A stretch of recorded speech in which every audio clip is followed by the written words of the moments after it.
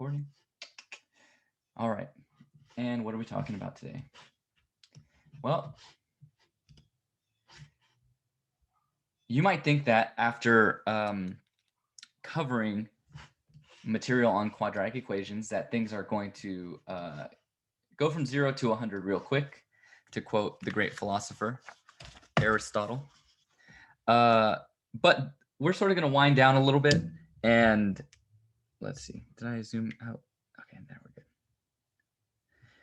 And we're going to wind down a little bit in terms of our complexity before we crank things back up. So today what we're going to do is we're going to jump back into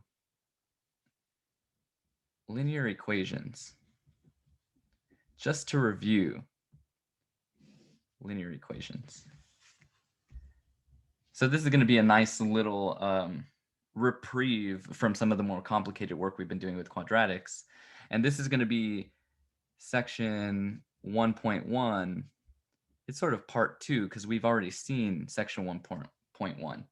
But in any case, linear equations take the form, in general, ax plus b equals c. Okay, now they can be more complicated, for sure.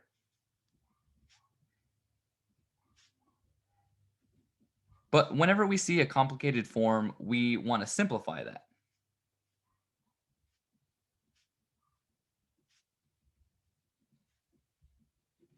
Before we solve it.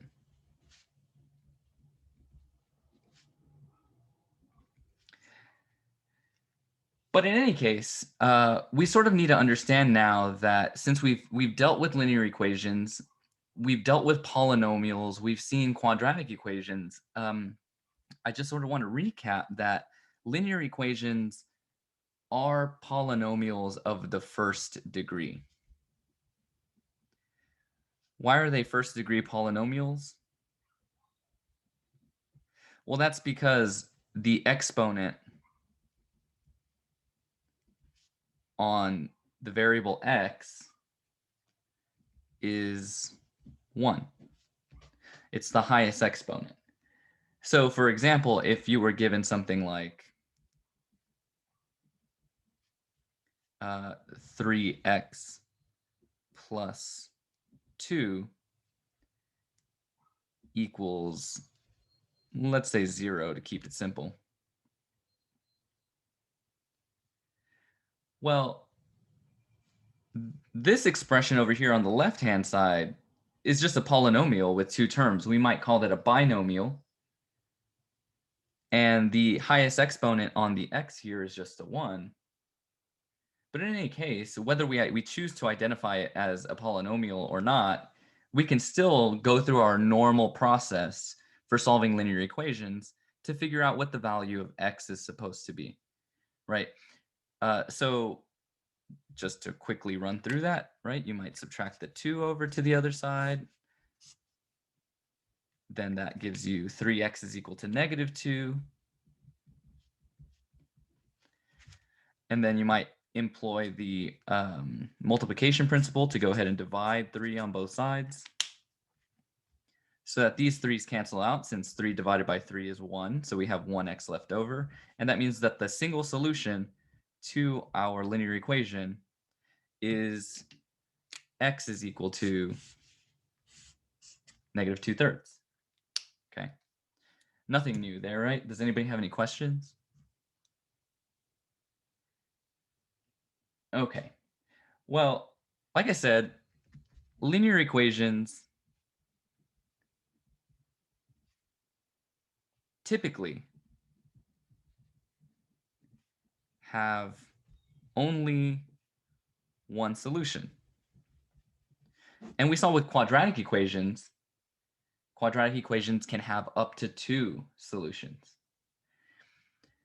But we sort of want to start layering in some more complexity with these linear equations, because at some point in this course, we're going to graph. We've already seen some graphs, but we're going to graph more and more as the semester drags on, and it will drag on. So you might be able to graph this solution. And in this case, it's a graph with only a single variable. So we don't need an x and a y axis. We just need the x axis, which is just the number line. So you might graph the solution here by drawing a number line. And let's say that 0 is over here. I'm just arbitrarily placing 0. And maybe I should have moved 0 over here somewhere since this is a negative solution. But in any case, infinity goes all the way to the right because the numbers will count up 1, 2, 3, 4, and so on. And then negative infinity is over here because we're going to count down -1, -2, and so on, all the way to the left. Okay. And you might want to know what this value is. So maybe if we wanted to graph this on the number line, some easy way to do it is to throw this into the calculator and get the location of that number by its decimal approximation. So you might go over here and say, okay, what is -2 divided by 3? Because we can interpret the fraction that way. And it turns out that that's negative 0.66666666 repeating. The calculator is just rounding that last value because it doesn't have infinite storage capacity. So we might say that this is negative 0.666, and then you put a line over it to indicate that that 6 or that pattern is repeating. Remember, this is the approximate solution. But that approximation will help us figure out where on the number line we need to place this solution. So we need to go over here, and negative 0.6666 is a little bit close to -1, but not quite there. So one way you could do it is divide up this little interval here into little thirds, 1, 2, 3. Okay, so this is 1/3, this is 2/3, and then this is naturally 3/3. So right here, that's going to be -2/3. And when you plot your solution, you're just going to put a little dot there.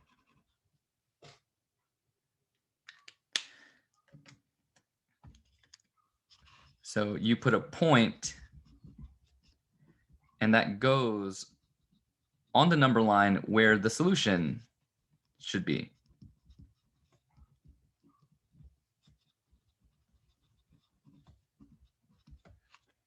Not super exciting because we only have one dot to place. But to think about it in contrast to quadratic equations, which might have two solutions, we would put two dots in two different locations on the number line. Does that make sense, or does anybody have any questions? Okay. Cool.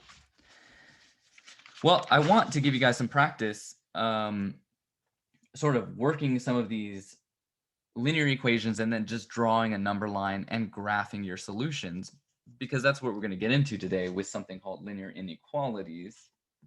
So let's take a look at some practice problems for you guys.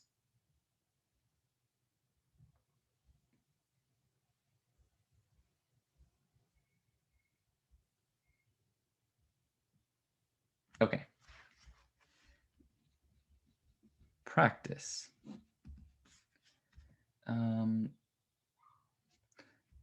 So I want you to solve and graph the solution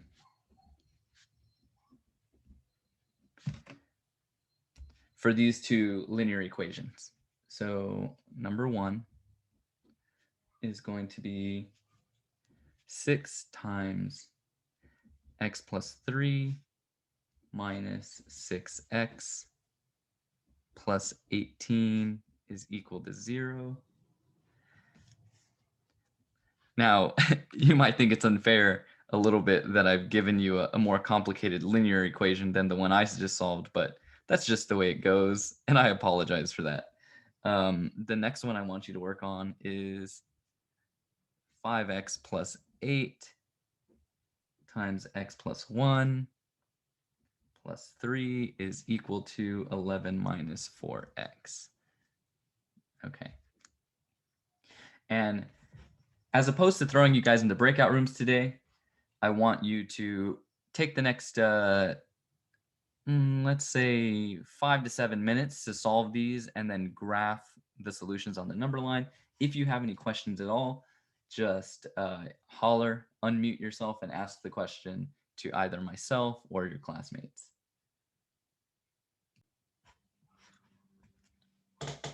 Okay, guys, I think I'm going to jump in now. So if you're stuck or if you're still working on it, feel free to continue working. But I'm going to go ahead and jump in and solve these and just talk it through with you guys. So let's see, where have I placed my pen? Like I said, this certainly is more complicated than ax plus b equals c. But in any case, if we simplify before solving for x, we'll see that we'll get something of this form. And again, the thing that distinguishes this as a linear equation is that the highest exponent on x is going to be 1. So we can go ahead and use our distributive property here, use our distributive property here, and we should be able to simplify this to 6x plus 6 times 3 is 18. Then we're going to make these negative since we're distributing a -1, negative 6x. And then and then a negative 18 right here. And that's equal to 0. And the reason why I chuckled here is because totally picked a bad problem out of all the problems I could have picked. Bad in the sense that it's not a single solution. So if you look at these like terms and we needed to combine them, those would cancel out because they become 0. These also would cancel out because they also add to 0. So what you would end up with is this equation 0 is equal to 0, which is a true statement, and this statement is always true. So you might ask yourself, what is x then? What is its value? If I went ahead and I simplified it, but it looks like whatever this side of the equation was, the entire time once I simplified it, it was just 0. Well, that means that it doesn't matter what value of x is. That means that if you're thinking about graphing this solution and trying to locate where is x on the number line, is it positive, is it negative, 1, 2, 3, 4, all the way to infinity, -1, -2, -3, and -4, all the way to negative infinity. Where is x, right? Well, because this statement is always true, or this equation is always true, it doesn't matter what the particular value of x is. So what I mean by that is that if we wanted to put a point at the solution, well, 1 could be a solution, or 3 could be a solution, or -4 could be a solution, because it doesn't matter what the value of x is. So what I could say is that the entire number line, there's no particular solution here. Any number will work to give you a true statement. Remember, the solution for an equation is the number that when you plug it back into the original equation will return a true statement. So just so that I can hammer this home, right, or go ahead and hammer this nail in, let's think about this expression. 6 times x plus 3 minus 6x plus 18 equals 0. Now I want one of you to give me a potential value of x randomly. Could be any number. It could be a fraction, it could be a negative, it could be a positive. Just randomly give me a number. 4. Okay. Let's see if this is a solution.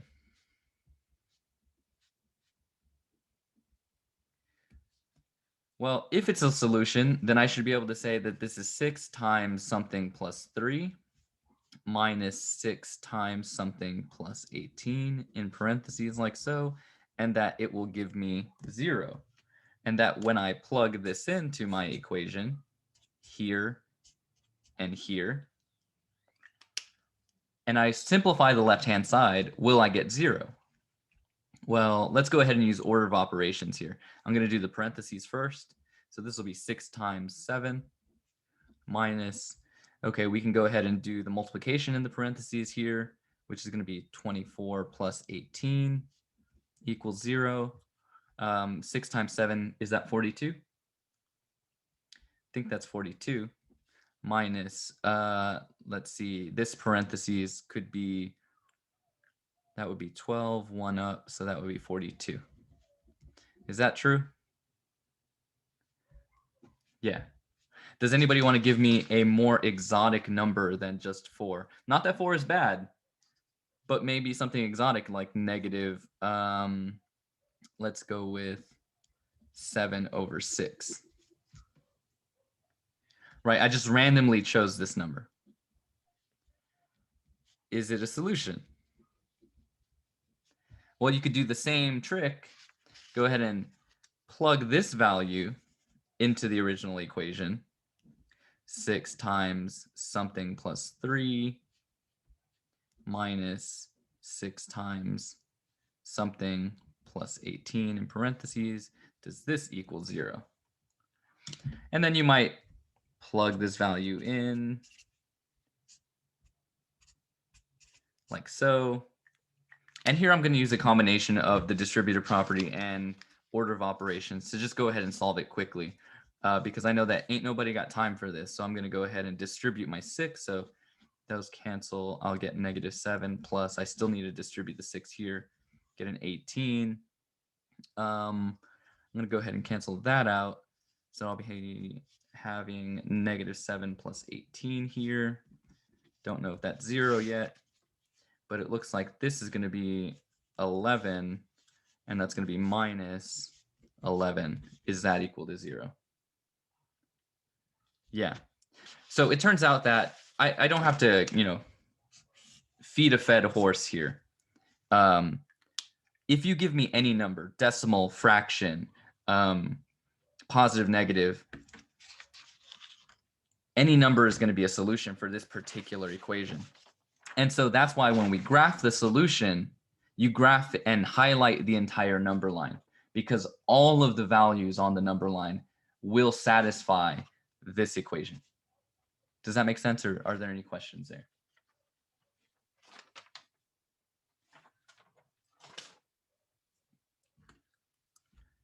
So we might say that this particular equation has infinitely many solutions.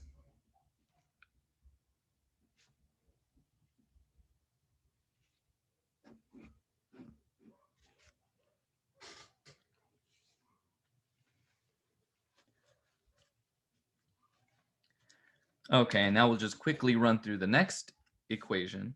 Let's hope that this is not some sort of weird thing, that we get a single solution here. So we might distribute the 8 like so. That's the only thing we can distribute so far. We have 5x plus 8x plus 8 plus 3 is equal to 11 minus 4x. We cannot start moving things around until we combine like terms to clean up the left-hand side. So I'm going to combine this guy with this guy and this guy with this guy. So we should get 13x plus 8, 9, 10, 11 is equal to 11 minus 4x. So now we can start moving things around. I'll go ahead and we'll add 4x here and add 4x here, so that those cancel out,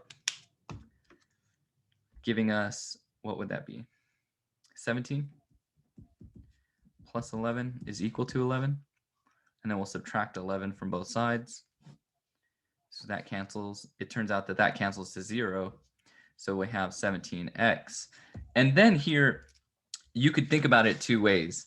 One, you could divide the 17 over the way we've always done. Or if you wanted to have a little bit of fun with some of the new stuff that we've learned, you could say, what about the zero factor property here? I have 17 times a number, and that equals 0. So what does the value of x have to be using the zero factor property? Well, x has to be 0. because a number times something giving you 0, that second number has to be 0. So there's our single solution. And I'm just going to squeeze the graph in right now. Since we only have a single solution, we can draw a number line like so. Infinity is over here, negative infinity is there. 0 is smack dab in the middle. So I'm just going to put a dot right there. That's my solution.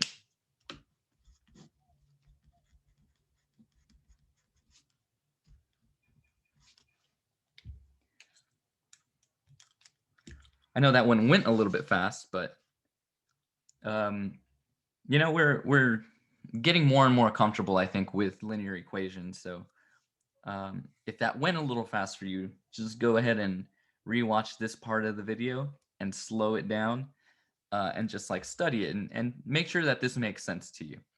But does anybody have any questions about going about graphing these single solutions? You're just going to put a dot on the number line.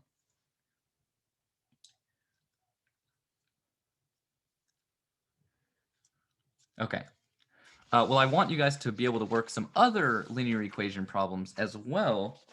So let me show you some other problems that are a little bit trickier.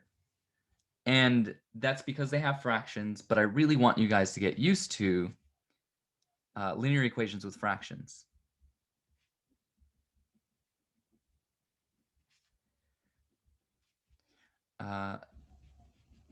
And I'll say with fractional terms. So, for example, you're going to start running into a lot of types of problems that look something like this. 7x over 9 minus 12 is equal to x. And we want to solve this sort of the same way that we've been solving equations. And we could do this by sort of moving the x over here, moving this number over there, and then using the multiplication principle. But there's another step that you could possibly take to just get rid of the fractions entirely. And we need to understand that to cancel fractions or just the denominator, remember that what we want to do is get some fraction. Let me put 1 over, I'll put d here for denominator. If I multiply this by something, I want to be able to cancel this out so that I just have 1. What is the number that goes here?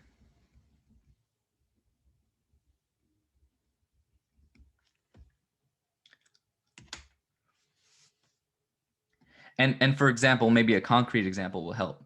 If I had 1 over 2 and I needed to multiply that by something to give me 1, what goes here? The reciprocal, 2 over 1. Yeah, the reciprocal. So in this case, it would just be 2. So the reciprocal is going to cancel out the denominator. So that means in general, if I have something that has a denominator, then I need to multiply that term by whatever that number in the denominator is so that the denominators cancel out and you just get 1, which is what happened here. Now you could go through the long expression and put this as 2 over 1, and then you would multiply straight across and get 2 over 2, but you would still get 1. It's just a lot easier or faster to think about it as the denominators cancel out, since this is really saying 1 divided by 2, and then you're multiplying by 2. So if you're thinking of fractions as division, then if you're dividing by 2 and multiplying by 2, since those are inverse operations, they cancel out. Okay. Now, why would I go on that seemingly unimportant tangent when we're going to start solving this guy? Well, It's actually critically important to understand that fact that we can cancel out a denominator by multiplying this number by that same denominator. Now, when we're solving equations, though, anything you do to one side of the equation, you have to do to the other side. So, having those two facts in mind, what we can do is multiply this whole side of the equation by 9 and multiply this whole side of the equation by 9. Now, there are two terms over here, but that's okay. You need to do the same thing to both sides of the equation. And that's exactly what we're doing. 9 times this side and 9 times this side. But because we have more than one term over here, that multiplication is really distributing. So in reality, we have 9 times 7x over 9 minus 9 times 12 equals 9 times x, which you could just write as 9x.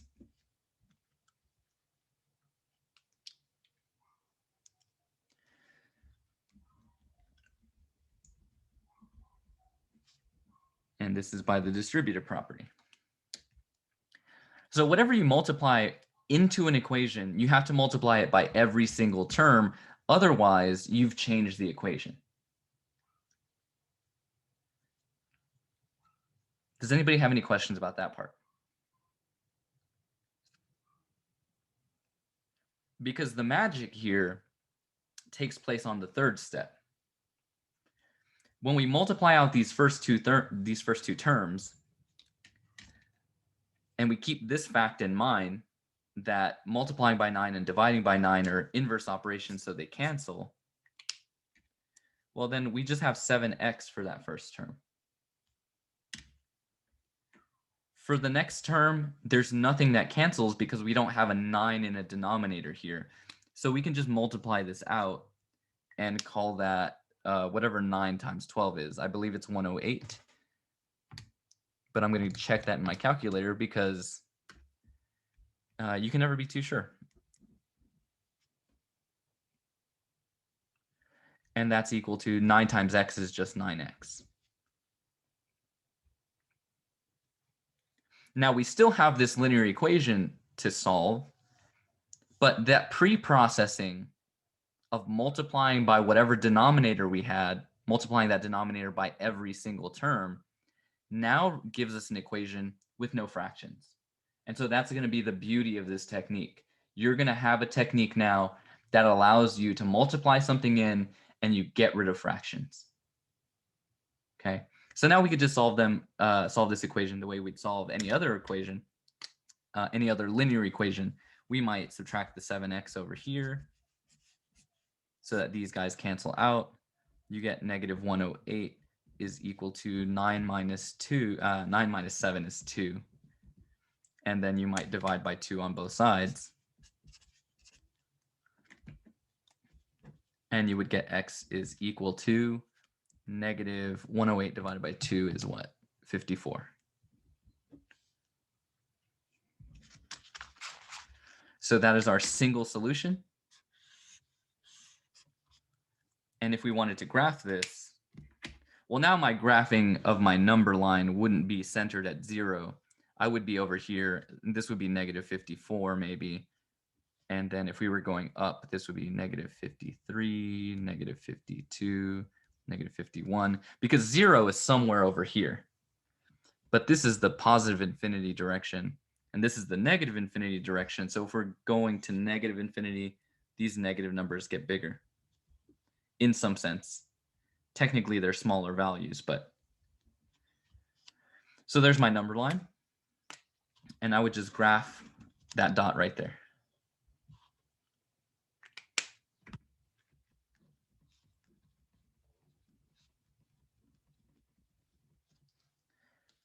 Does anybody have any questions about this particular problem?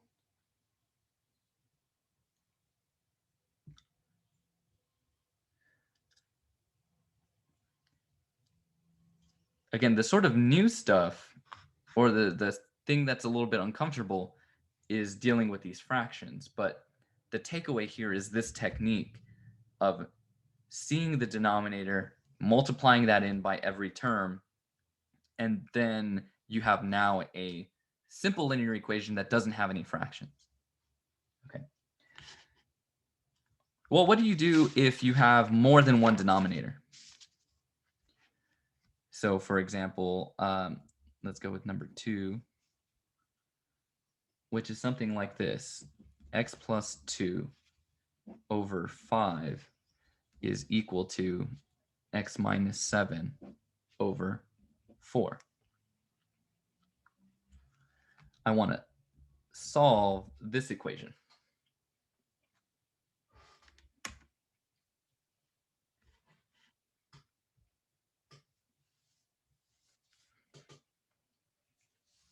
Does anybody have any guesses as to what I could multiply so that I can cancel out both denominators?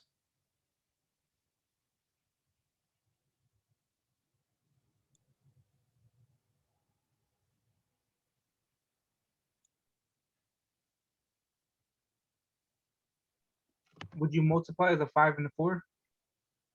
Yeah. Because I know that if I multiply this side by 5, I can cancel out this denominator of 5, right? But if I did that, I would have to multiply this by 5, and that would work out. But then if I multiply this by 5, the 5 won't cancel the 4. So what I can do is multiply this side by 4, but anything I do to one side, I have to do to the other side. So here, I'm multiplying by 2 numbers.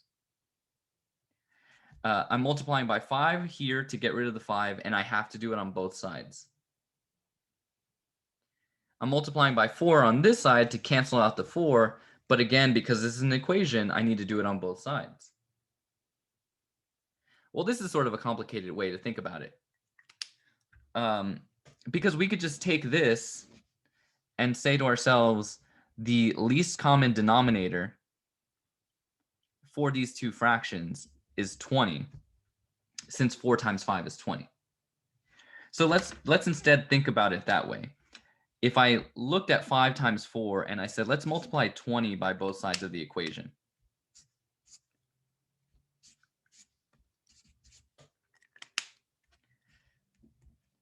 I have x plus 2 here over 5 and x minus 7 over 4. And then if you remember that fractions are division, that here, what you're really doing is 20 divided by 5. And what you're really doing over here is 20 divided by 4. I'm just going to put these in little thought bubbles because I want you to think about that. So what is 20 divided by 5?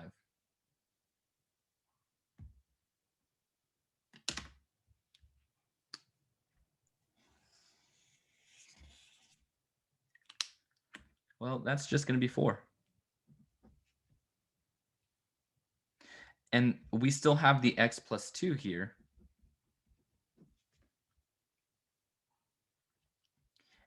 And that's going to be equal to,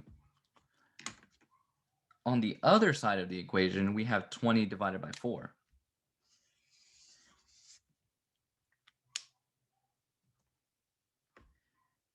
And that would just be what? Well, that would just be 5. So really, we have 5 times whatever's left over, x minus 7.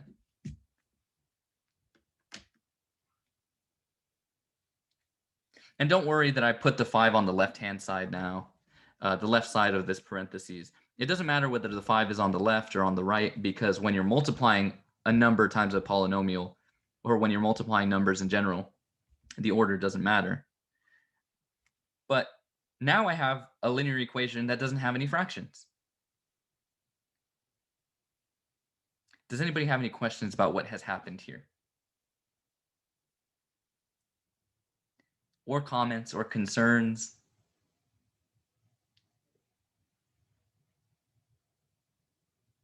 So when you are given a problem that has fractions with different denominators, if you multiply by whatever their least common denominator is, and it's usually just multiplying those denominators out. 4 times 5 is 20, so that's what tells me I'm going to multiply 20 on both sides of the equation. That when you do that multiplication of a whole number times this fraction, really that's division. So you're able to simplify that into some whole number that is multiplied by whatever is left over, whatever didn't get canceled out or divided out. So now we can just use the distributive property, call this 4x plus 8 is equal to 5x minus 35, and then solve the equation the way we have been solving equations this entire time. So I might subtract 4x here, subtract 4x there. That leaves me with an x here minus 35, and that's equal to positive 8, and then I'll add 35 to both sides. So I get x is equal to, this would be 43.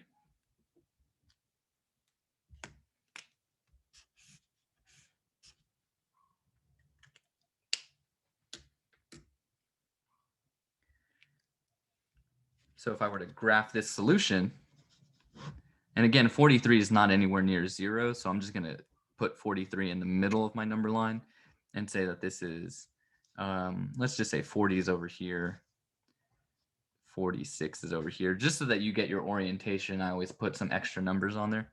But anyway, this is the negative direction, this is the positive direction, and the single solution that we have is 43.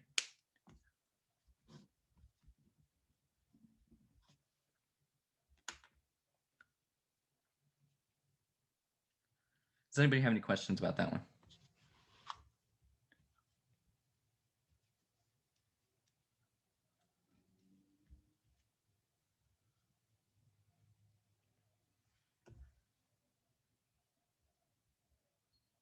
Okay, now I have a set of practice problems that I want you guys to work on your own. So, practice problems.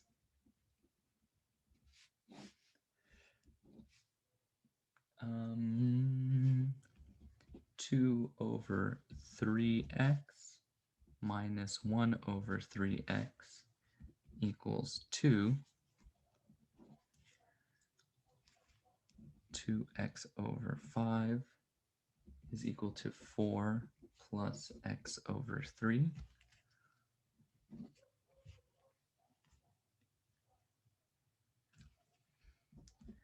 One third r plus 6 is equal to 1/6 r plus 8.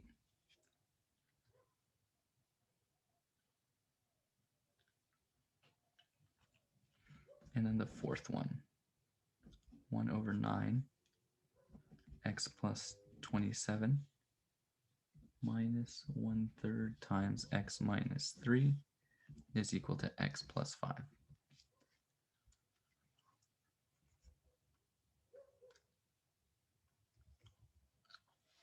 Okay. Now this time I am going to throw you guys into a breakout room. So once you've written down these problems, go ahead and accept the invitation to breakout rooms.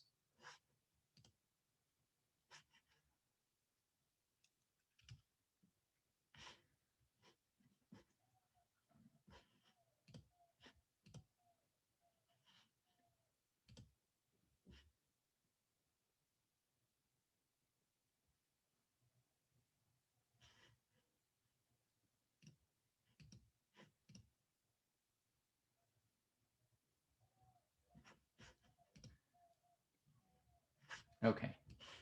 Invitations have been sent. Go ahead and record this so that I'm not, having a blank space in the middle of the video where I don't explain what I did. Okay. So how do I get rid of these fractions? Well, again, we need to use that concept of multiplying by the reciprocal. And it just so happens that these fractions here, 2/3 and 1/3, have the same denominator.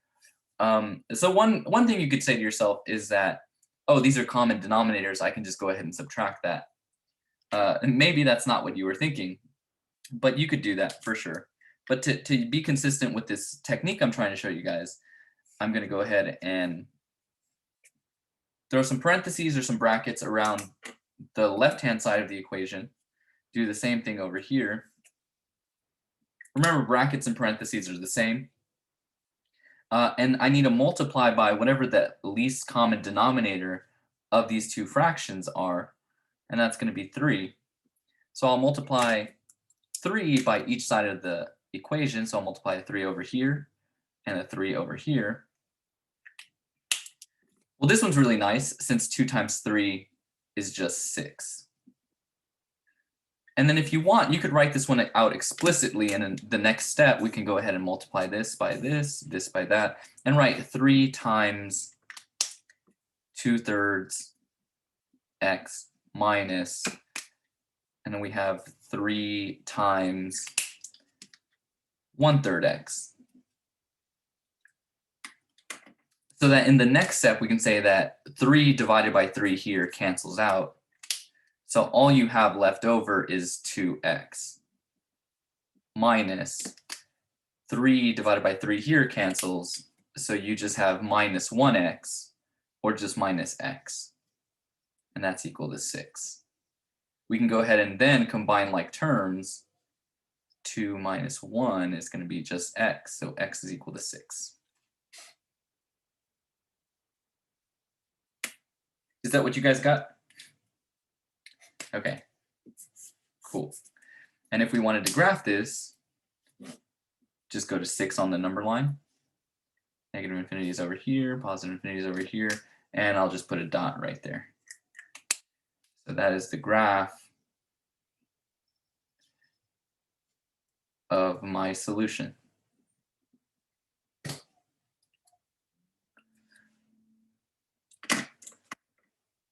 Any questions, comments, concerns?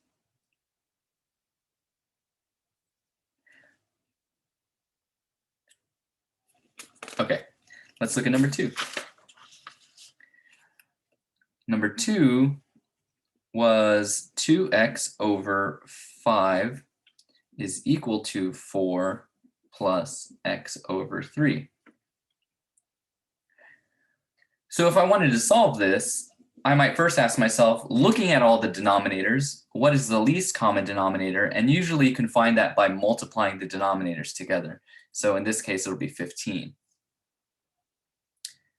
So one thing that will become very useful to you guys, instead of writing, parentheses, parentheses, and then distributing the 15, is just saying, okay, I have 1, 2, 3 terms in my equation. So that means I need to multiply 15 here, here, and here. So I'll do it that way instead. I'll say 15 times something. Well, maybe I'll write the equation first. 2x over 5 is equal to, but I'll give myself a little space. So this is going to be 4 plus something times x over 3. So I put little gaps here because I'm going to throw a 15 and multiply that by every term.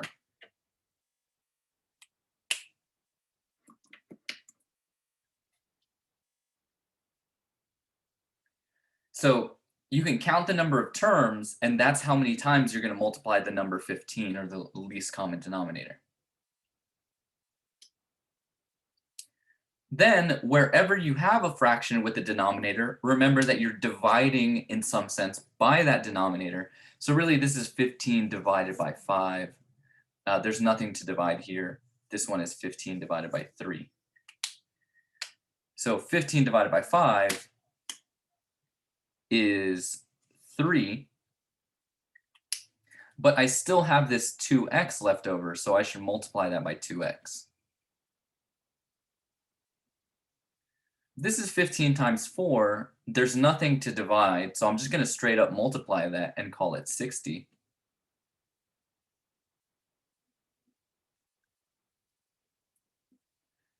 15 divided by 3 here is going to be 5, but I still need to bring this x down because really I have 5x.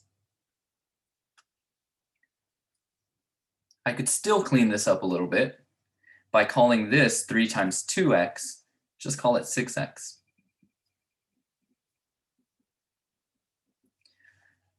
And voila, we have a linear equation where we no longer have fractions. So we can solve that the way we always have been.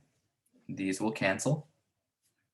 6 minus 5 is just x, so x is equal to 60.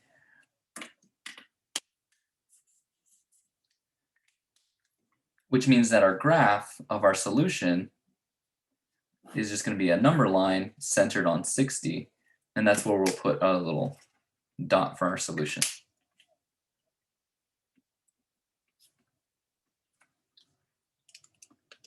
Any questions about this one? Is that the same solution that you guys got, or did I make a mistake somewhere? Okay. Well, if I ever make a mistake, as always, just call me out on them. I have been known to make mistakes. Okay, let's see.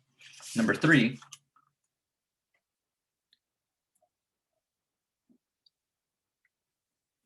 It was 1/3 times r plus 6 is equal to 1/6 times r plus 8.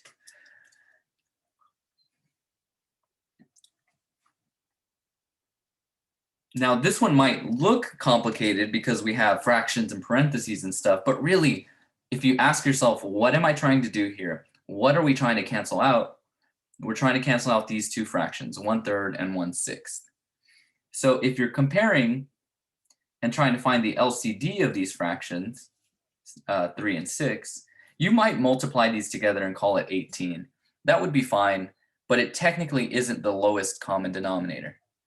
Technically, the lowest common denominator here would be 6. Now, if you multiplied by 18 on both sides of the equation, you would still get to the correct answer. It's just that if you multiply by 18, you'll get bigger numbers and in your intermediate steps. And that's fine. You will get to the same solution. So don't worry about that. If you're not sure what the lowest common denominator here is, remember that you can list 3, 6, 9, 12, blah, blah, blah, the multiples of 3 and the multiples of 6, and then see which is the first one to match. But since 3 goes into 6, 6 is the lowest common denominator. Now, when you're counting up the terms here, technically this is something multiplied by something. And we said that terms are things that are added or subtracted outside of the parentheses. So really, this is a numeric factor, and this is a polynomial factor that are multiplied together. So this is one term. Likewise, this is only one term. So we have one term here, two terms here, which means we just need to write the number 6 into this equation in 2 places. So first I'll write the equation down again. R plus 6 is equal to this times r plus 8. And I'm just going to multiply the number 6 twice. So I'm going to multiply the number 6 here, 6 times this fraction, and 6 times this fraction. Remember, we're trying to cancel out the fraction, so that makes sense.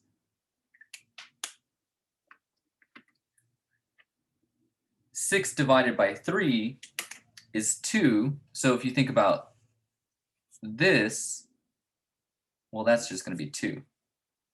And if you think about 6 times its reciprocal, that will just be 1. So we'll have 2 times r plus 6 is equal to 1 times r plus 8.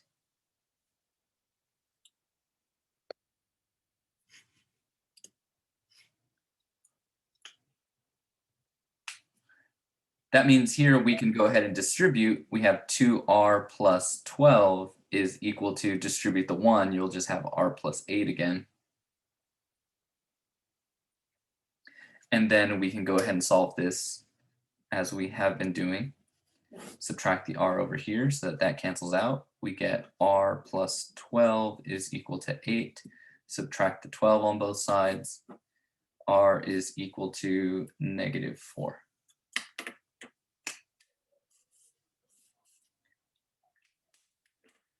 So then the graph of our solution centered on -4, negative infinity is over here, positive infinity is over here, and there's our dot.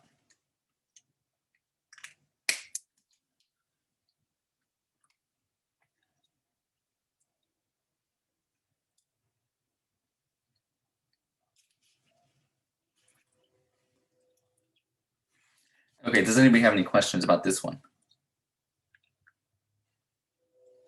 Or did anybody get something different from what I got?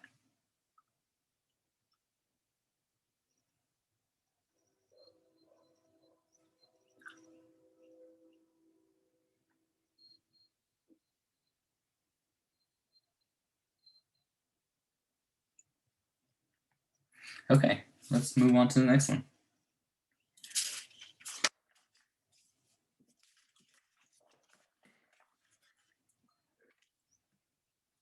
I'm going to write this one a little bit smaller. This is number 4.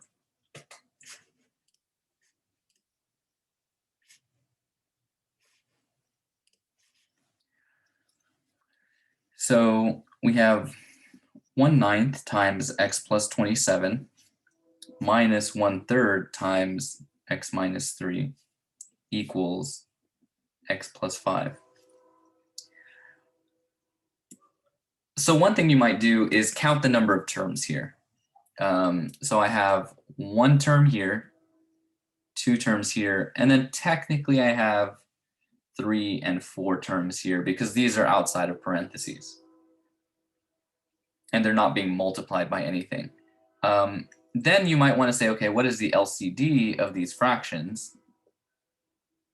9 and 3 are the only fractions that I'm concerned with. So the LCD, or lowest common denominator, will be 9. Does anybody have any questions about why it's 9?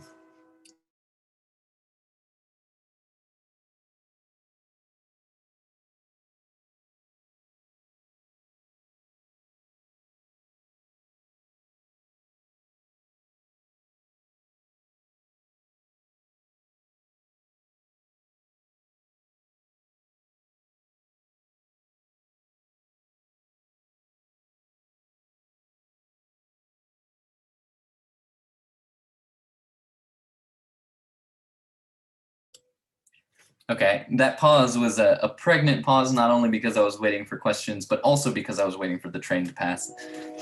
So we are feeding 2 birds with 1 feeder there. All right, we're going to multiply 9, 1, 2, 3, 4 places into this equation. So I know that this is a lot of writing. So you're going to have to learn to sort of quickly scratch down what the equation is. And we're just going to insert a 9 in there. So let's go ahead and do 1/9 times x plus 27 minus, I'm going to leave a space, 1/3 times x minus 3 equals, I'm going to leave a space, x plus a space, and then a 5.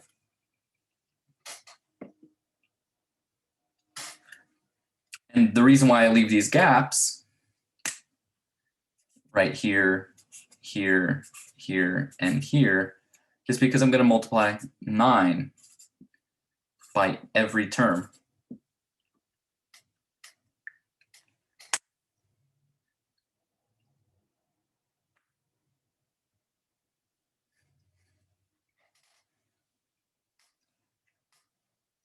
Then we're just going to focus on 1 term at a time.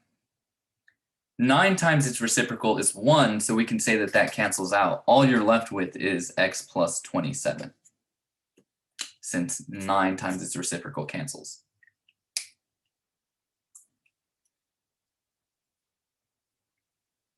Here, we're going to put our minus sign. 9 times 1/3 is the same thing as 9 divided by 3, so that will just be a 3 times x minus 3. And maybe I should say that this becomes 3 here.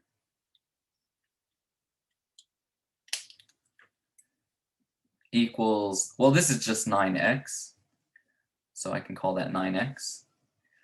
Plus 9 times 5 is 45.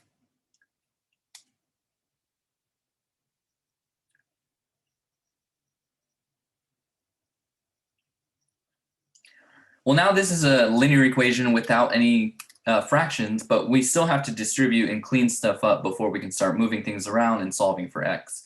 So what I might do is just distribute this as a -3. So be careful there. I'm going to call this -3x plus 9. And I'll bring down my x plus 27 here is equal to 9x plus 45. I want to clean up my equation a bit, so I'm going to combine like terms. This is an x, this is a -3x, so that will be -2x, and then 27 plus 9 should put us at 36.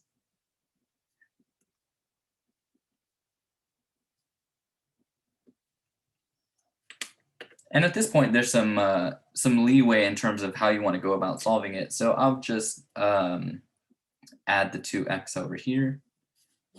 Call this 11x, so that those cancel.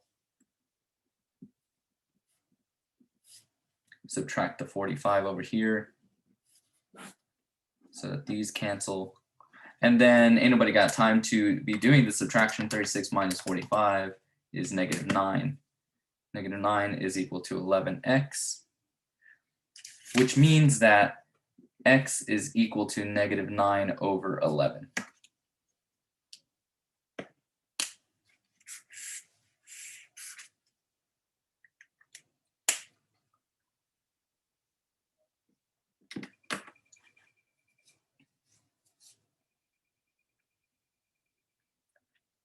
Does anybody have any questions, or did anything strange just happen right now?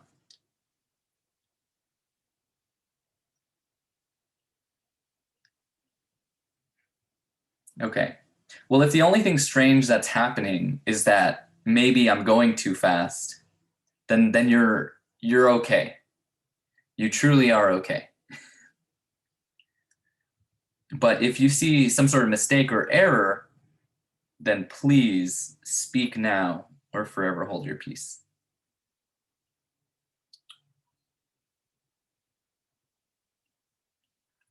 Okay.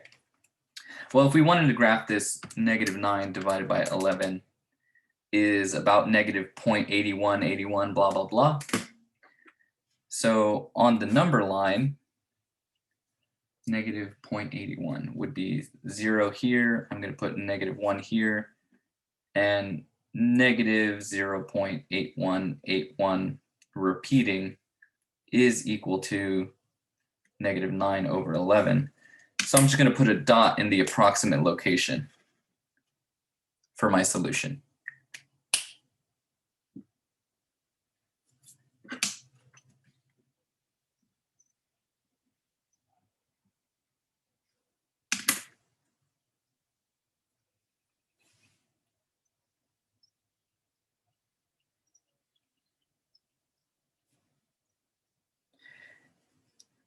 Okay, now I feel it.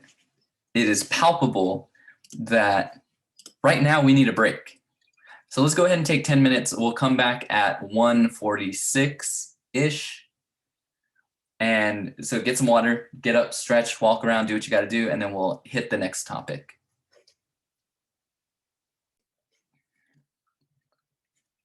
While we were all getting water, getting breaks, mentally resetting, did anybody come up with any questions or anything pop into your head of something maybe you wanted to ask before but couldn't remember when you were put on the spot?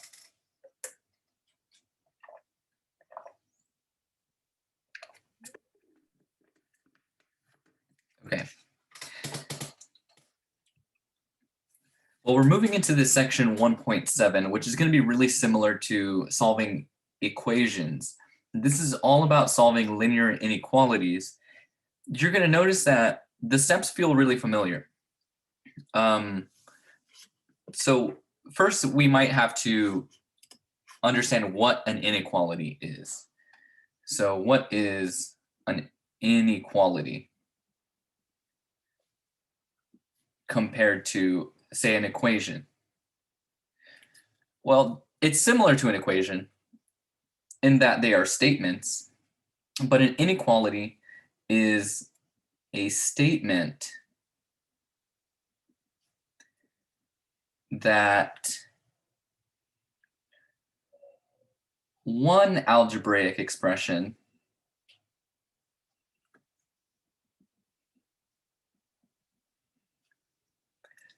is different in value from another algebraic expression.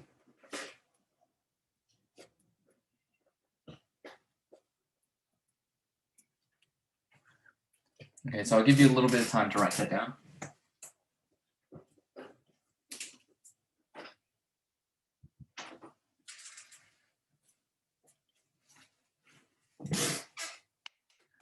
My rabbit was being a little noisy in the other room, so I had to close the door. Okay, so what does this mean? That those two algebraic expressions that we're comparing, that they have different values from each other. But what we're going to do is use some sort of different symbol, not an equal sign. The symbols we'll use are going to be familiar to some of you. And these are inequality symbols. We have less than. We have a greater than symbol. We have what's called a less than or equal to symbol. And then we have a greater than or equal to. So 1, 2, 3, 4 different symbols. And typically we need to be comparing two values. So let's say that A and B are two different numbers or two different algebraic expressions. Then you might say that A is less than B, like so, where you're using the inequality symbol that sort of looks like an arrow, and some people might have learned way back in the day to think of it like an alligator's mouth, where the alligator is eating the bigger expression or the bigger value. Okay. Greater than would be something like this. A is greater than B. Again, the only difference here is that you change the orientation or the direction of that symbol. So now we're reading it from left to right. A is greater than B. Less than or equal to, if we're comparing two values. A is less than, so the alligator is pointing away, where the alligator's mouth is pointing away. But or equal to means we're going to put this little line underneath it, sort of like a partial equal sign. So A is less than or equal to B. Less than or equal to. And as you can imagine, A is greater than or equal to B. It looks like that. Greater than or equal to.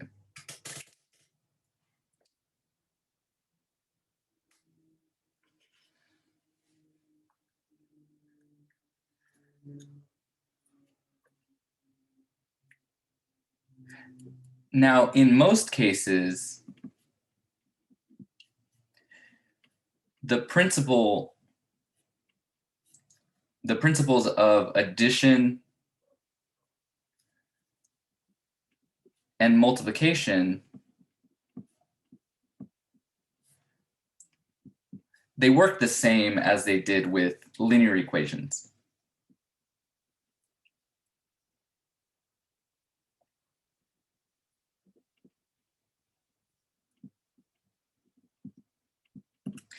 But in particular, we need to use caution with the principle of multiplication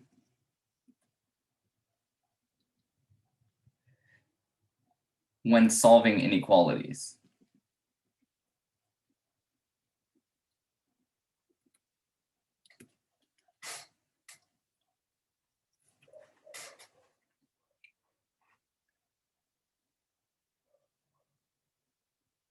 So you're going to see that as we jump into some of these problems and we start solving linear inequalities, they're going to feel pretty darn familiar because they proceed with the same more or less rhythm as linear equations and solving for those solutions. But when we solve certain linear inequalities, we'll see that the principle of multiplication, particularly when we multiply or divide by a negative value on both sides of the equation, that it will change the inequality in a way that it doesn't change equations. Okay, but before we jump into that, let's look at some inequality statements and then figure out how we can go about graphing them. So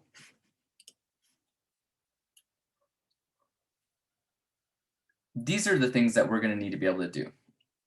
We need to be able to read an inequality.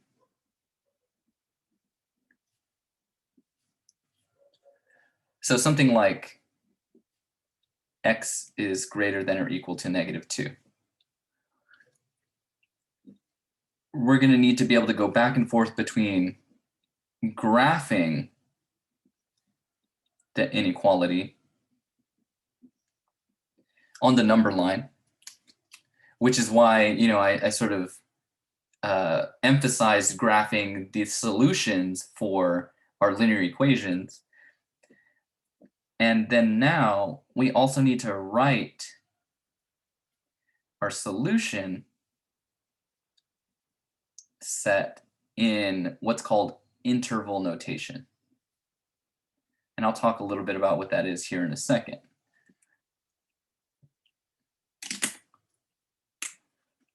Interval notation.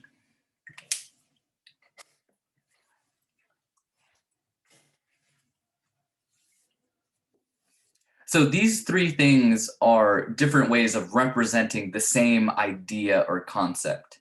So if I were to give you a statement like this, the way I would look at it, I would examine what the symbols are trying to tell me. And a lot of times mathematics feels like reading alien hieroglyphics, and I get that. But what you need to do is like figure out how to understand this as though it's a foreign language. So what I would say is when you're reading something like this, be eccentric. And what I mean by that is when I read it, regardless of where I see the x, I'm going to read it as x is either greater than or less than whatever the other values are.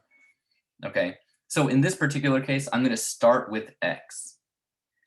I'm going to read this to myself as x is, and then I need to interpret what this symbol is, right?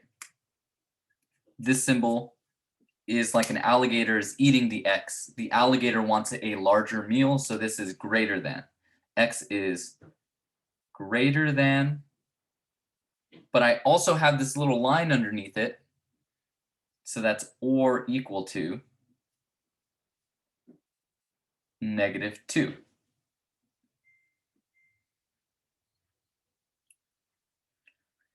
So that's how you would read it out loud to yourself. And I highly recommend that when you start reading these kinds of statements that you do read them out loud. Then we need to draw a number line. So this is going to be my graph so that I can graph this statement.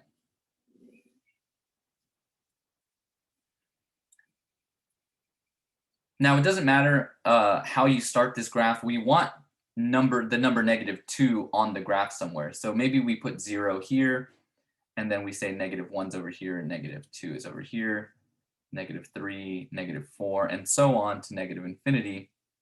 And then the positive values 1, 2, 3, 4. Okay. But if we think about this statement that x is greater than or equal to -2, that means that x can be any number that's greater than or equal to -2. So in order to have a solution for this statement, some value of x here needs to be equal to -2 or any number that's greater than -2. So what I can say is that, like we were plotting the single solutions for linear equations, I can plot some of the solutions here just so I can get my bearings about me. So x could be equal to -2. So maybe I'll put a dot here at -2. But it can be anything, literally anything greater than -2 as well. So that means it could be -1 or 0 or 1 or 2 or 3 or 4 or anything in between. And I mean literally anything in between. But notice how tedious it is to draw a lot of arbitrary dots on the number line, because there's an infinite number of values that are greater than -2. In fact, I'm leaving out all the values over here that are greater than 4. So instead, when we have greater than or equal to -2, we're going to say that, okay, -2 is the lowest boundary point. So let's go ahead and close this off with a bracket. And I'm opening up the bracket to the right. And I want to do that so I can emphasize that none of the values on the left-hand side are solutions for this inequality. That is, if I selected -4 here and I said -4 is greater than or equal to -2, well, that would be a false statement. -4 is greater than or equal to -2. Does that make sense? No, that's false. So this thing is not a solution. But if I asked you, is -2 greater than or equal to -2? Well, yeah, because it's equal. So that one checks out. And literally anything greater than -2, let's say 125, is that greater than or equal to -2? Yeah, that one's sort of obvious. But like I said, instead of putting dots on every possible value, what we're just going to do is highlight everything to the right. We're highlighting everything that is greater than -2, all the way to infinity.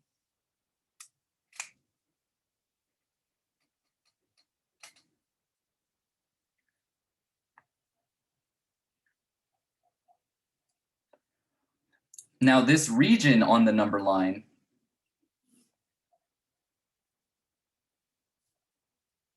contains all of our solutions for this inequality. It's not just a single solution, it's a whole region of the number line. And what we call that region of the number line is an interval.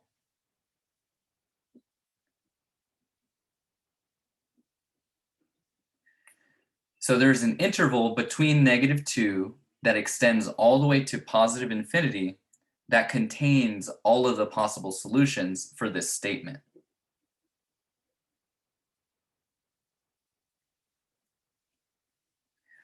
And rather than graphing every time, rather than graphing all of our solutions, we might write that in interval notation, which looks a lot like our graph.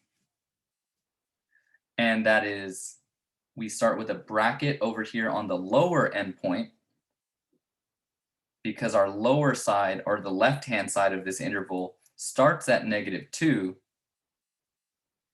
and then it continues, so I'm going to put a comma, all the way to positive infinity. And then I'm going to put a parentheses here, and I'll explain why I need the parentheses next. but this would be the interval notation of this graph. And it sort of looks like that graph if you just throw a parentheses over here, bracket, all the way to infinity, parentheses. The bracket starts at -2, the parentheses captures infinity.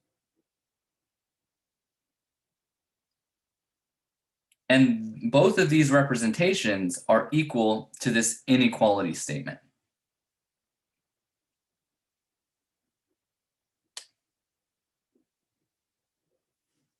Okay. So let's look at some more of these, just so that we get a handle on, why is he using a bracket here and a parentheses here? One note is that for interval notation, basically it's a condensed form of writing the graph of all potential solutions that satisfy an inequality. Satisfy inequality.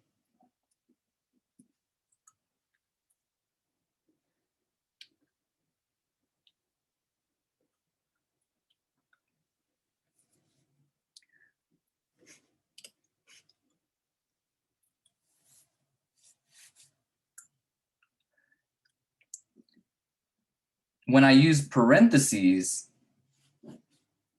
in interval notation, it indicates that a point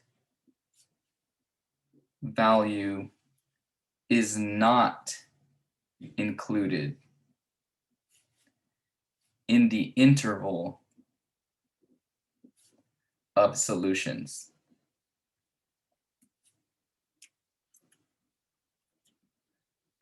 When I use a bracket on one of the endpoints, it indicates that a point value is included in the interval of solutions.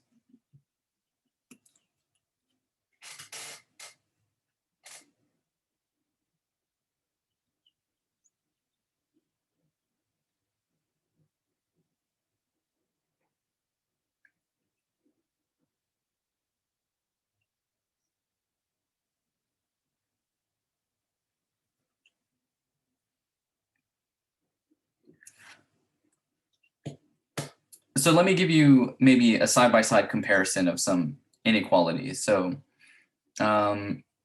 maybe let's use a string inequality like -4 is less than, or let's go with less than x, which is less than 5.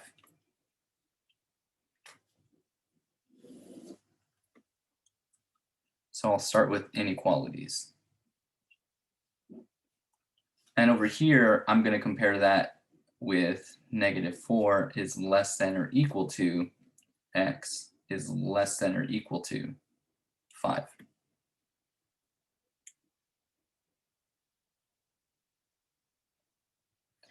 Now, this might look a little bit complicated because I have two inequality symbols in one statement. But really, you want to, like I said, we want to be eccentric. You want to focus on where the x is in relation to the other two values. Okay, so if I was reading this in a more natural way, I wouldn't say -4 is less than x, which is less than 5, because that's sort of a mouthful and it's a lot to think about. It's easier to read something like this as starting with x, since we're being eccentric. X is between -4 and, if you want to be very explicit, plus +5. I'm putting the positive sign just so that we're clear. X is between -4 and +5, right? That's how you would read that.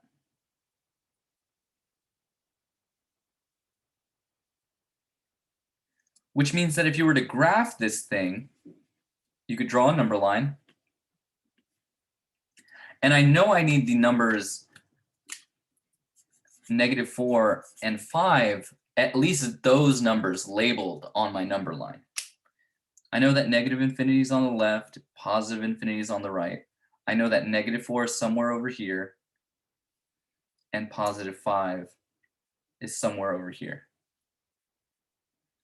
You could say that 0 is somewhere in the middle, but it doesn't really matter where 0 is. This inequality is telling me that x lives between these two values on the number line. So I might highlight these numbers, all the numbers that are between -4 and 5.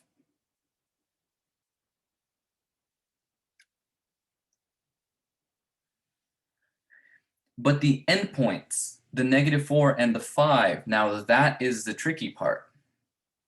If I go back to my inequality, I have less than and less than. Because x needs to be greater than -4, it cannot be equal to, because I don't have the little equal bar.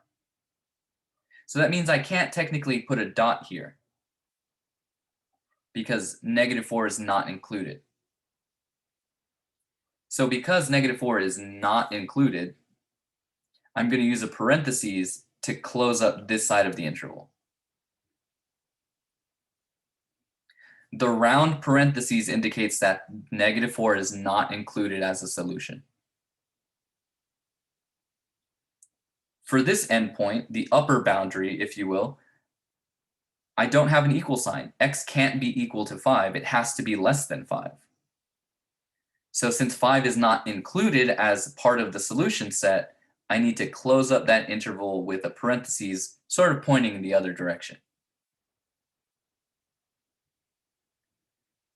So if I looked at this graph, I would know, okay, the solution for my inequality is something between -4 and 5, but it does not include -4 and it does not include 5. But if I didn't want to draw a graph explicitly, I would write this in interval notation, which would be parentheses -4, comma, 5, parentheses, to indicate that this is the left and this is the right endpoint of that interval. But I'm using parentheses to indicate that those endpoints are not included as a solution for my inequality.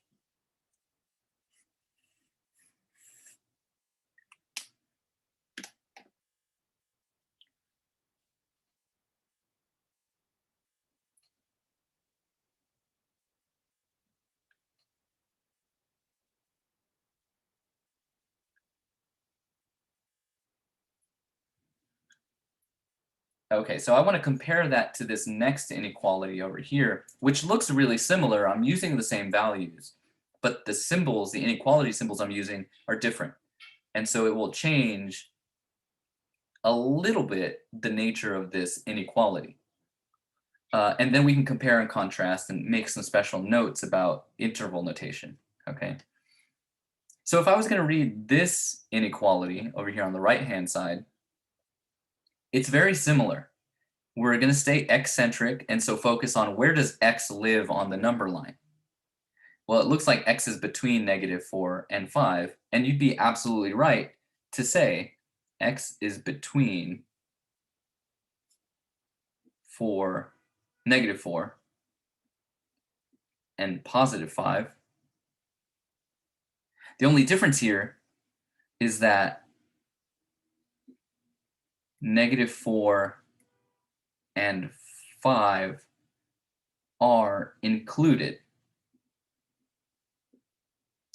They're included as potential solutions for what the value of x could be. Whereas over here, maybe we needed to make a note that -4 and positive 5 are not included.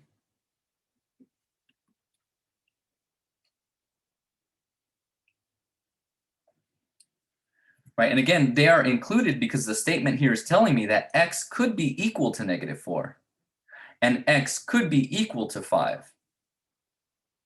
So the graph of this inequality has to be a little bit different just to, indicate that difference in the inequality. So negative infinity is on the left, positive infinity is on the right. I still need my negative 4 over here and my positive 5 over here. And it is still true that x could be any number between these values. So I'd highlight all the values in between those two numbers.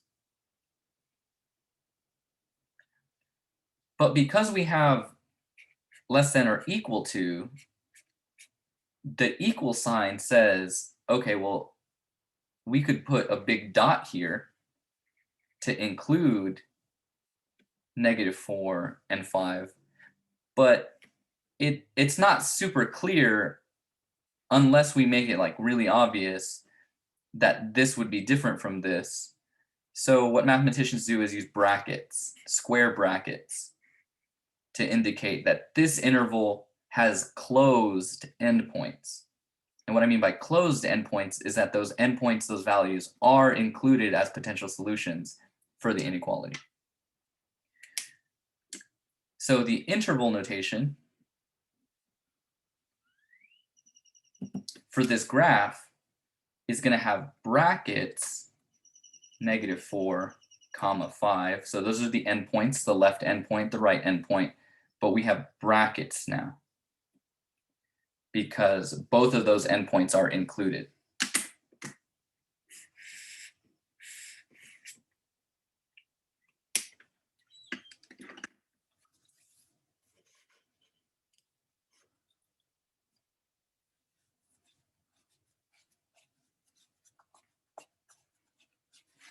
Okay. Now let's take a look at some other inequality statements. I'm going to write the statement as an inequality. And then what I want you to do is take a moment to try to graph it and then see if you can write it in interval notation. Sort of follow along with me. So some examples.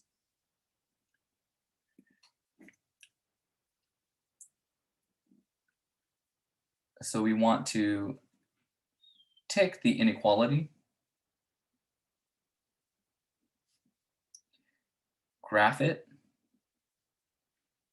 and write in interval notation.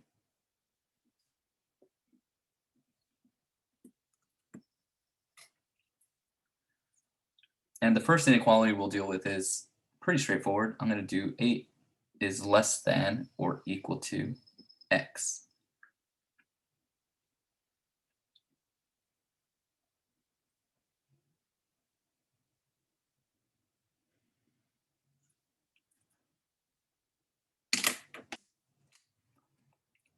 The first thing I would do is tell yourself, read this thing out loud, but remember to be eccentric. X comes first. So when I read this, I want to think about where is x in relation to the other value. So even though I could read it as 8 is less than or equal to x, I sort of want to understand it as x is greater than or equal to 8.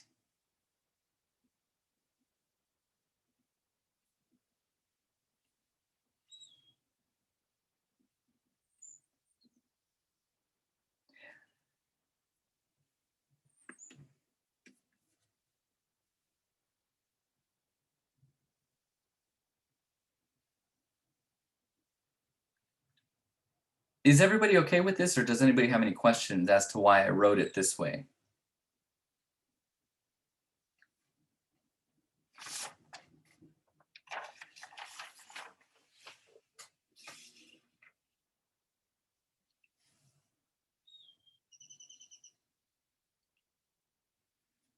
Again, the reason why I wrote it this way is because we sort of want to focus on where x is when we graph our inequality.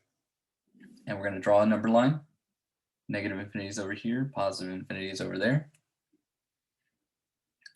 And I know that 8, I can just throw arbitrarily in the middle of my number line. And then I sort of want to think about, okay, on this number line, if I go to the left of 8, that would be all the numbers or values that are less than 8. If I go to the right side, that would be all of the values that are greater than 8. So what side of this number line do I need to highlight? The right side. The right side. So I'm going to highlight everything from 8 all the way to infinity.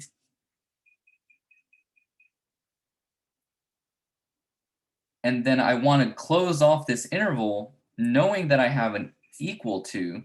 I'm going to put a bracket here. So remember, the bracket indicates x could be equal to 8.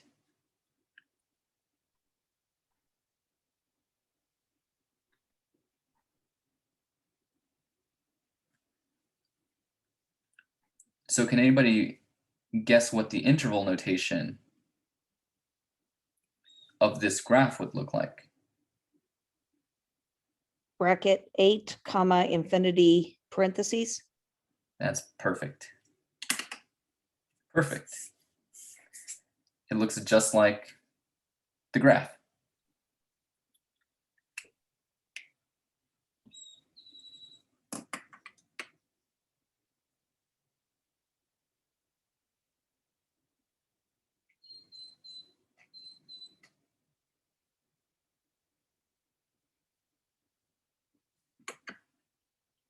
Any questions about this one?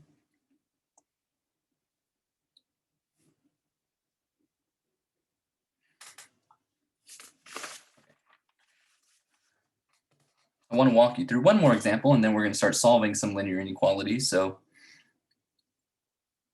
this is example 2. 4 is less than x, which is less than or equal to 7.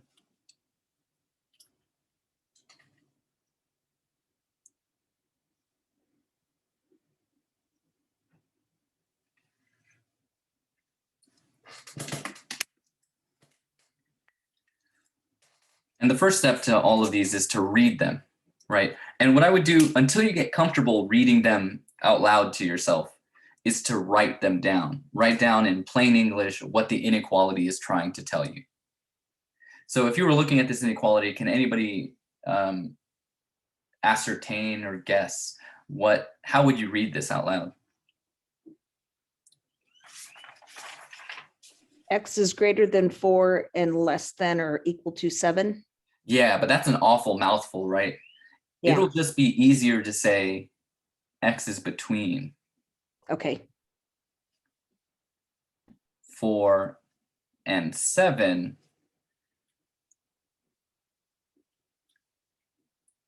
But does not include 4.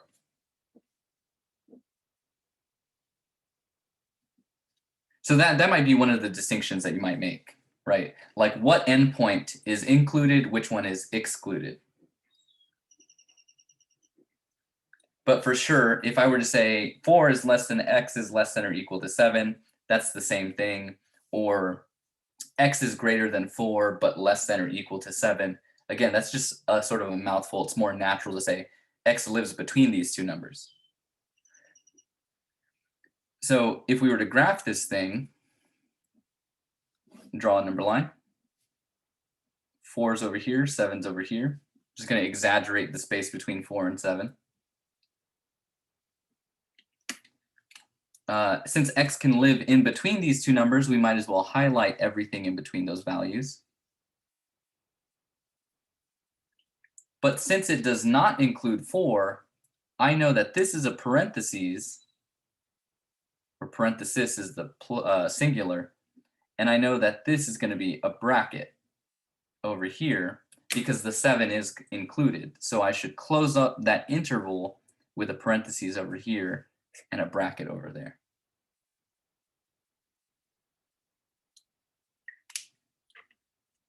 So that in interval notation,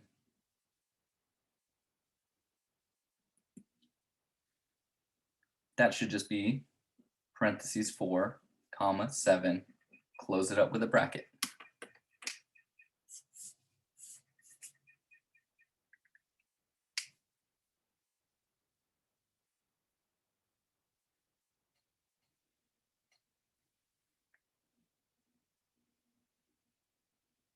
How are you guys feeling about these? Does anybody have any questions, comments, concerns?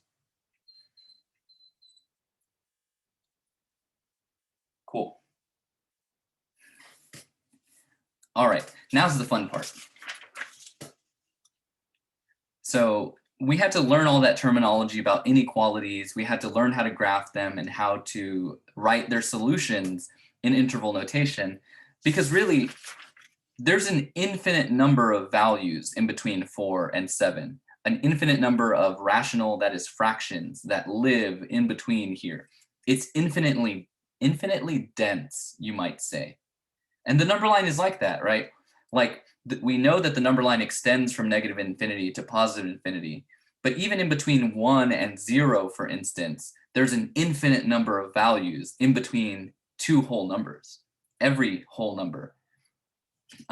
So it's infinitely dense here, and we wouldn't be able to list the way we were listing our solutions with quadratic equations, which had 2 solutions. You know, some equations have 3 solutions or 4 solutions, and we can list those out.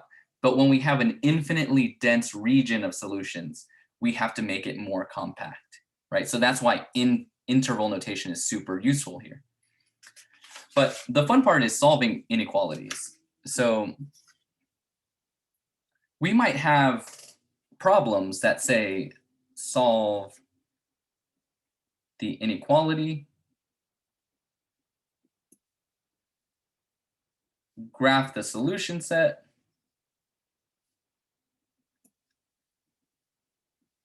and write the solution in interval notation.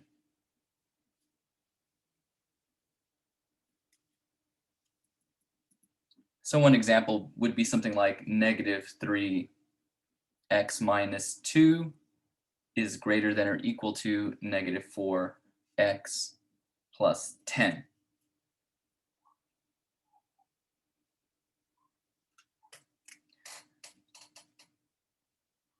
There's my inequality symbol. So this is really like we're comparing 2 polynomials, right? Like this is negative 3x minus 2, and whatever that polynomial is greater than this polynomial or algebraic expression over here.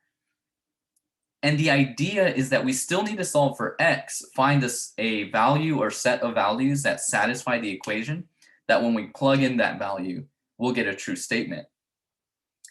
But we don't need to like sort of, I mean, I think it's always helpful to remember the forest for the trees. But the mechanical process is just, you're going to jump in there and you're going to solve it the way you've been solving linear equations. What I mean by that is we can go ahead and let's say we add the 4x over here. So instead of an equal sign, we have the inequality symbol. But the addition principle and multiplication principle are still in play. So I'm going to add 4x to both sides of the inequality, right? So it's not an equation anymore, it's an inequality. These guys still cancel out because they're inverses. Negative 4x plus 4x is 0. And then this will be negative 3x plus 4x, which is x. We can bring down all of our terms. X minus 2 on this side is going to be greater than, leave the symbol alone, 10.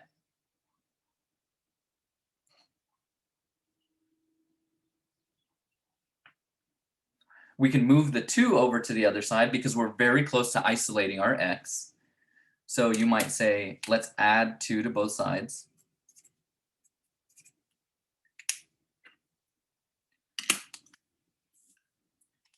And we get these guys cancel out. So we get x is greater than 12. So in some sense, this is the solution inequality, or the inequality has been simplified. Because it's way easier to say, oh, x is greater than 12. Why didn't you just tell me that at the beginning, as opposed to giving me this weird polynomial is greater than this other polynomial.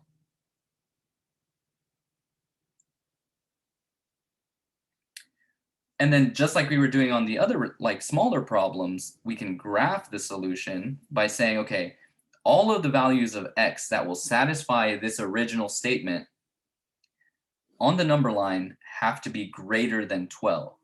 So I'm going to put 12 here. If you read this to yourself, you would say x is greater than 12. So that means you would highlight everything to the right of 12 all the way to infinity. But since I don't have an equal bar here, x can't be equal to 12. So I'm going to say close up this interval with a parentheses.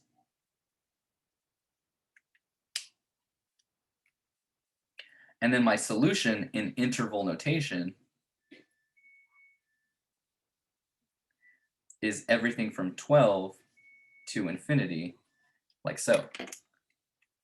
That would be the solution in interval notation.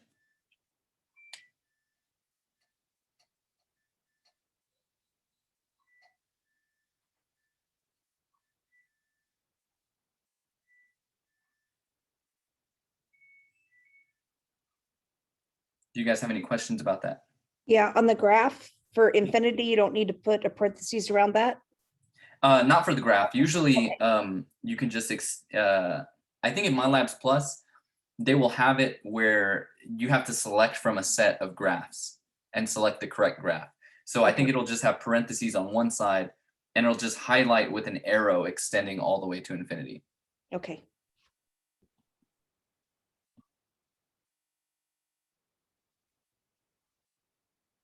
Any other questions? Let's do another one of these. So we're going to solve, graph, interval notation. Those are the three things that we need to be able to do for these kinds of problems.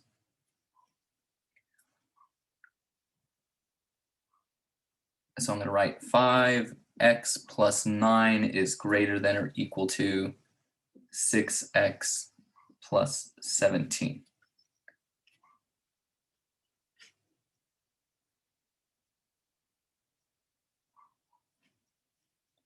Okay, so what I want to do here, just in the interest of time, is somebody tell me what the first step that I would take here in solving this inequality.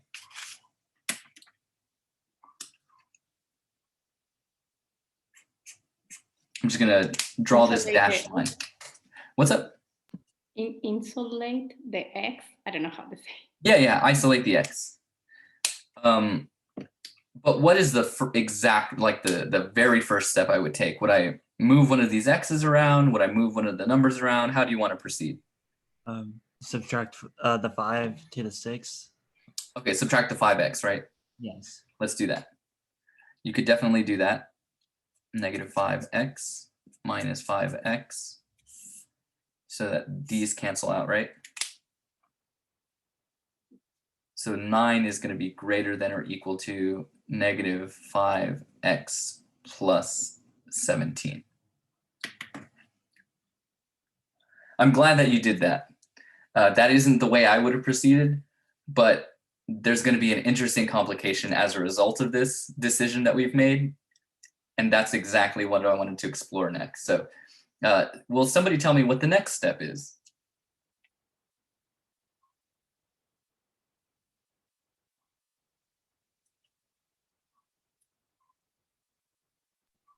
Are you going to subtract your take 5x or 6x minus 5x to get x? Oh yeah, I totally didn't do that subtraction, did I? All right, good. Good call. 6 minus 5 is 1, right? So I'm going to call this 1 here. And we're going to pretend that that never happened. We have 1x there. After that, what would be the next step?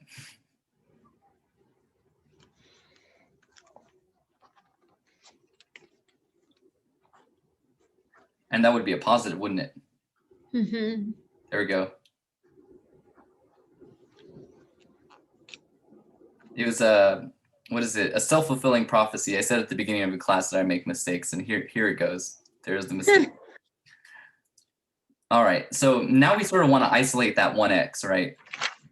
So why don't we subtract the 17 over to the other side?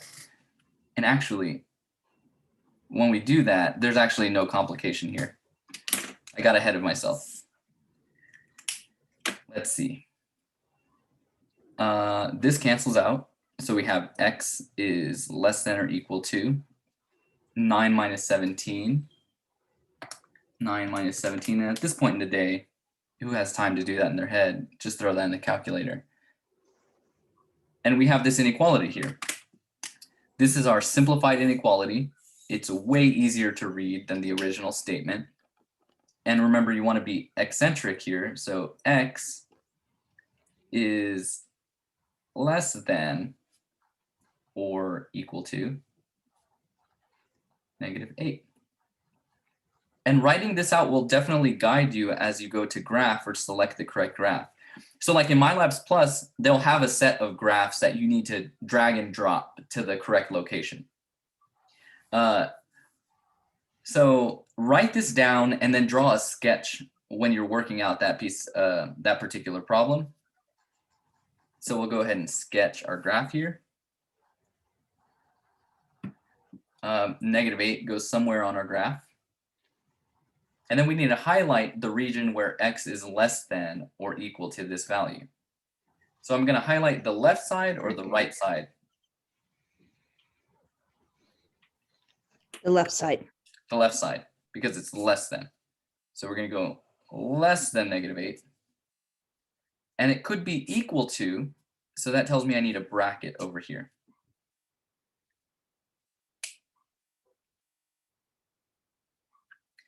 So negative infinity is over here, positive infinity is over there, which tells you that the solution in interval notation should be negative infinity, comma, -8 bracket, like that.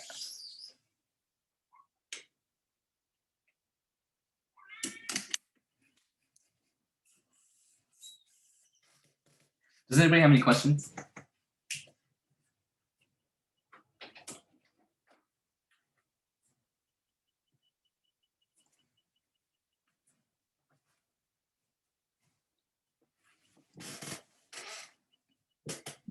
No, okay. I'm asking, but I answer myself at the same time. Yeah. So normally I start insulating the x. They'll doing the -6x. Yeah. And leave the x to in the left side. And then you got a -1x over there. I didn't do it yet, but I don't know if I'm gonna have the same answer or You should, but let's do it. Let's do that problem again, because I think this is a good discussion to have. So let me write this problem down one more time. Because what you do will impact the consequences that you have in life. And so too in these inequalities. So we were looking at 6x over here plus 17, right?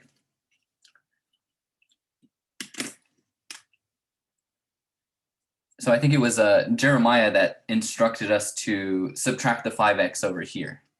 But let's say that you prefer to have your x's on the left side of the equation or the inequality. That's perfectly fine. That's generally how I like to have them as well. And if we do that, we can subtract 6x over here and 6x over here. But then we'll have -x there. Plus 9 is greater than or equal to. These cancel out. And we have 17. Now we can subtract the 9 over to the other side. So we could subtract the 9, subtract the 9.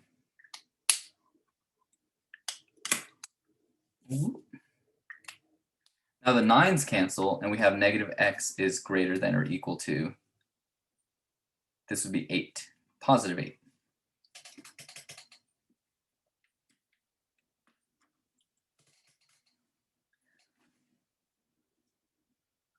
But we don't ever solve the equations for negative x. We always want to get x by itself, positive x.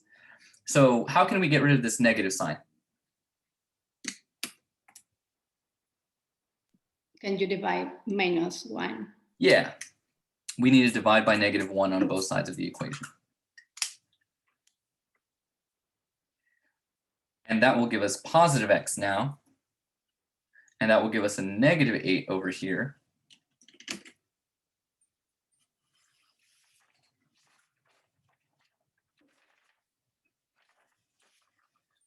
But if we keep this inequality in this direction, we'll have x is greater than or equal to negative 8. But when we solved it before, we have that x is less than or equal to negative 8.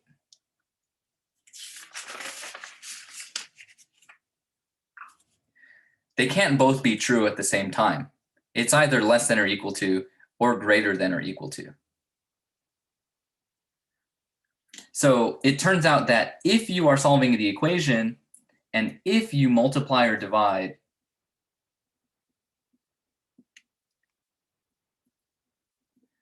by a negative number,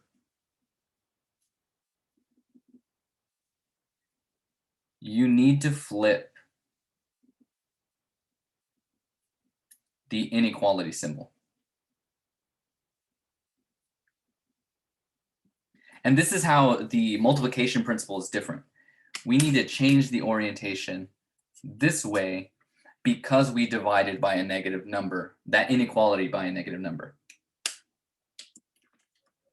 So now we still get that x is less than negative 8, less than or equal to. We still get the same graph where we have negative 8 here, and we're highlighting everything that's less than. And our solution is still negative infinity to negative 8 bracket.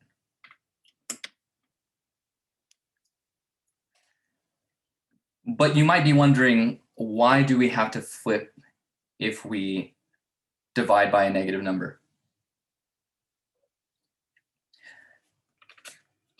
So let me explain.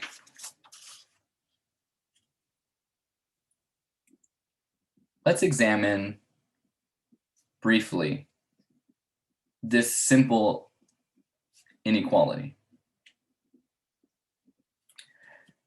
Negative 2 is less than 10. Is that a true statement to you guys?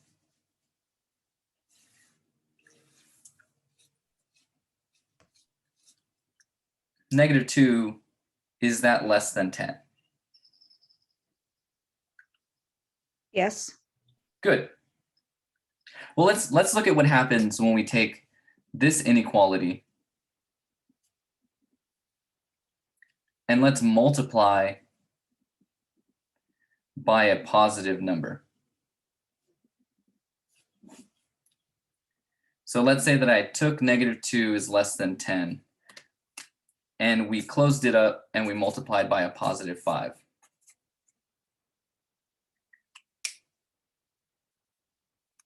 Well, you would get negative 10 over here on the left-hand side, and that's less than 50. Is this still true? Is this new inequality true?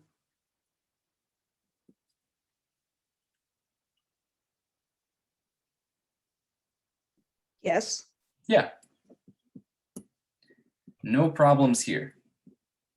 So we have no problems when you multiply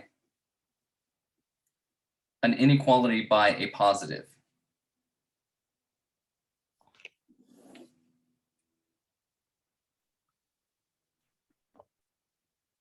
But let's look at what happens when you multiply by a negative number. Right, for this clearly obvious inequality where we don't have any variables, it's just a statement, right? Negative 10 is less than 10. I'm sorry, negative 2 is less than 10. Let's go ahead and multiply this by a negative number. Instead of 5, let's just multiply by negative 5.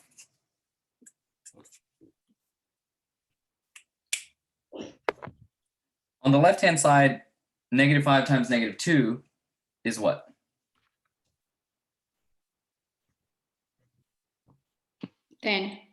Positive 10, right? And if we keep the inequality the same direction and multiply the right-hand side 10 times negative 5, what will we get? Negative 50. Now, is this a true statement?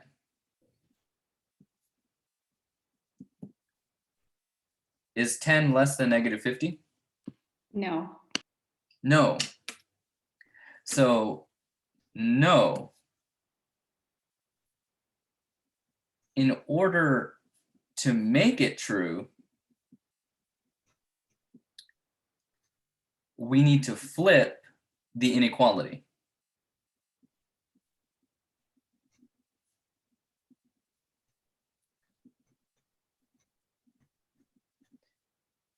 So 10 should be greater than negative 50.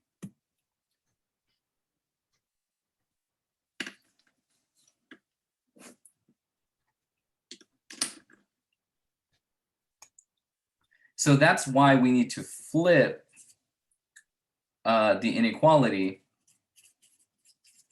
I'm just being really emphatic right now. Whenever you divide or multiply the whole inequality by some negative number, then you need to flip the inequality. And that's one thing that you're going to have to watch out for whenever you're working these problems. Otherwise, they work and operate exactly the same as linear equations. This is the only difference.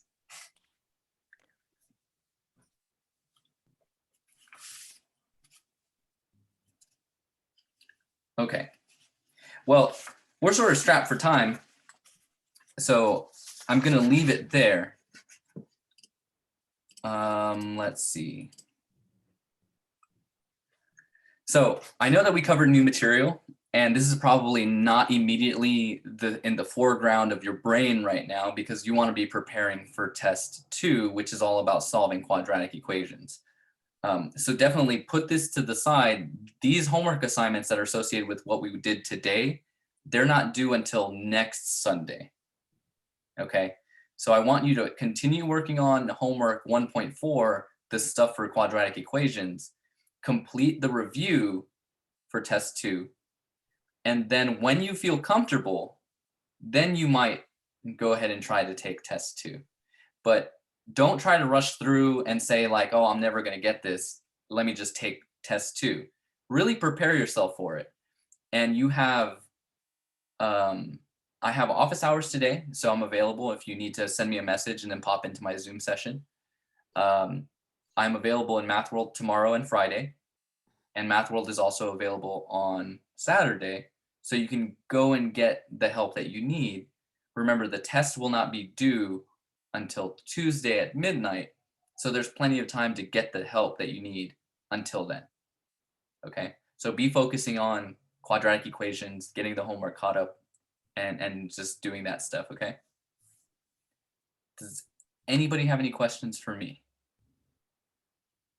No, sir. Okay. Well, I hope to see you guys in Math World or in my office hours. But if not, good luck. Do your best. And I'm always just a text message away. Just send me a message and remind. You guys have a lovely rest of the day and enjoy your weekend if I don't hear from you. Thank you. Thank you.